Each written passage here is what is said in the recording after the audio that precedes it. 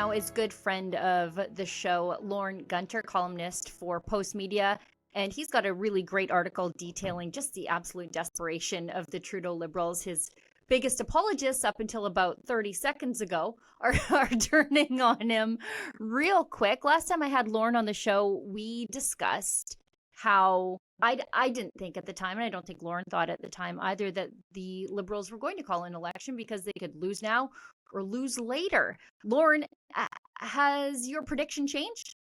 No, and despite the fact now that Trudeau's Ontario caucus, his Atlantic caucus, and his Quebec caucus have all suggested that he, formally suggested that he resign, I still think he thinks he can hold on, and he alone has the moral authority, the moral oomph, and the charisma to turn their fortunes around and prevent that dastardly Pierre Poilievre from becoming prime minister. I mean, their whole modus operandi right now seems to be that, well, at least we're not Poilievre. And so if we can convince the Canadian public that Poilievre is as bad as we know he is, then there is still hope that we can pull this election out of the fire. But that's pure delusion. I mean, that goes against what we all witnessed in November in the United States, right? Which was where, all of the mainstream media in the United States, and we can say how bad our media is in Canada and how biased it is, and lots of times that's true. I have never seen the kind of cheerleading and bias that we saw for Kamala Harris among ABC, NBC, CBS. I've never seen that kind of bias. It was unapologetic. I mean, they would basically say, yes, well, we're really in the bag for Harris and the Democrats, and so we're going to just lie through our teeth about how wonderful she is, because they actually believed it. They actually believed that they had found someone who could stop Donald Trump from becoming president for a second time. And I think we're going to see the same kind of reaction in Canada, where people in a lot of the media outlets are going to say, well, okay, Trudeau's awful, he's terrible, but at the beginning he was fabulous, and he could be fabulous again, and at least he's not Poilievre. You expect the CBC to do that from beginning to end, from morning to night, because Poilievre has said if he gets elected, their funding is gone. Period. There won't be a CBC unless it can be individually or privately funded. So, yes, I think it's the same thing. But even though he's been abandoned by most of his caucus, Trudeau, I think, is going to come back from this snowboarding trip that he's been on over the holidays and decide he's going to stay. Yeah, I think so too. I think the problem might be that there's no real successor that isn't already tainted by Trudeau's nonsense. I mean, you could say, oh, they're lining up Mark Carney, but he sort of left Trudeau holding the bag after Freeland was fired. And Freeland herself, I mean, she thinks she's going to survive this firestorm unscathed. That's why she's staying on as an MP. But again, up until about 30 seconds ago, she was Trudeau's biggest enabler. She was the doer that was inflicting all of the bad policies on us. And she's not a great candidate. No. People who are in the press gallery in Ottawa don't like asking her questions. They don't like going to her press conferences because she doesn't seem, not only does she not answer questions, all politicians don't answer questions. They claim she doesn't seem to understand the questions. So it's very frustrating to interview her. It's very frustrating to ask her questions in a scrum.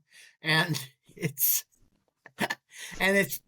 fascinating that she thinks she's going to have the appeal to become leader herself. I think that's what's the problem with the Liberals from top to bottom, is that they overestimate their own appeal. They overestimate their appeal as individuals. They overestimate their appeal as a party because they've never had to work hard to become the government in Canada. They have been periodically voted out of office so that they would go out and renew and come back a little more in touch with ordinary people. This time they are so completely out of touch. One of the examples I gave in the column that you referenced at the beginning about how desperate they are is from a guy named Adam Vaughan, who was a Liberal MP for 2 terms from central Toronto. And he said, well, you can use crime stats to try and scare people into voting you the way conservatives do. But we know that crime always went up under conservatives. And even though they complain about bail and criminal justice, it's up to the people who believe in social justice to solve the crime. No, we've had 9 years where we emphasize social justice to try and reduce the crime rate in Canada. And the result has been in 9 years under the Liberals, violent crime has gone up 44%. 44%. And there's an average of about 200 people a year killed in Canada by someone who is out on bail or some other form of early release because they changed the bail laws in 2019 so that judges cannot keep people in jail. You can be up for your second or third or fourth violent crime, and judges have real trouble finding any way of keeping you behind bars until your trial. So you go out and you kill somebody else, or you assault someone, or you rape somebody. The crime rate in this country now, according to a study that's coming in the new year from the Fraser Institute, the violent crime rate now is 14% higher on a per capita basis than it is in the United States. Oh, wow. And people say to me, well, that can't be possible. We see about all the crime in this. What you see in the United States are 20 or 30 communities, and usually parts of 20 or 30 cities that have very high violent crime rates. That's fine. But most of the United States is actually quite peaceful. It's funny, of course, the 2 most heavily armed states in the United States are Georgia and North Dakota, and they have among the lowest crime rates. When you get outside Atlanta, Georgia is actually quite peaceful. Yes. But I don't know if there's a coincidence there between. I think there is. I think there is too. But we have this idea that, everyone has a gun, so it's always violent, and everywhere in the United States is bad, and it's mean, and it's terrible. So it's not. And the thing is now that among our large cities and the neighborhoods within them that have crime problems, violent crime is now higher than it was higher than it is in the United States, and much higher than it was when the Liberals took over. And yet the Liberals will not believe that their emphasis on social justice over criminal justice has led to more crime. And you're going to see more and more and more of that, I think, between now and voting day in October, because they really are delusional. And that's why I think Trudeau will come back from his holiday. Yep. I think they will say to him, look, Justin, the time has come for you to go. Let's find an honorable exit for you. Let's not make this look like we've pushed you out. You'll go in March, maybe sometime. We will appoint an interim leader, and that interim leader will go into the election. This is actually a plot that was being hatched just before New Year's among the Liberals in Ottawa. Trudeau would come back. He would resign in March. They would appoint an interim leader, and the interim leader would go into the election and say, I'm not the real leader, but, vote for us. And after the election, we'll have a leadership race, and we'll elect a leader. And you're going to like that person. Like, who in heaven's name even comes up with a scenario like that? That's not going to happen. They're not going to do that. I do think they're going to eventually push Trudeau out. I don't think Trudeau will be their leader in the election, although I think he could hang around for another 2 or 3 months.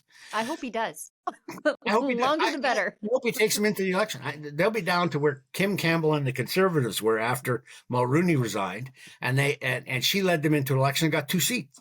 I don't see downtown Toronto, downtown Ottawa, downtown Montreal might still vote big time for the Liberals or solidly for the Liberals.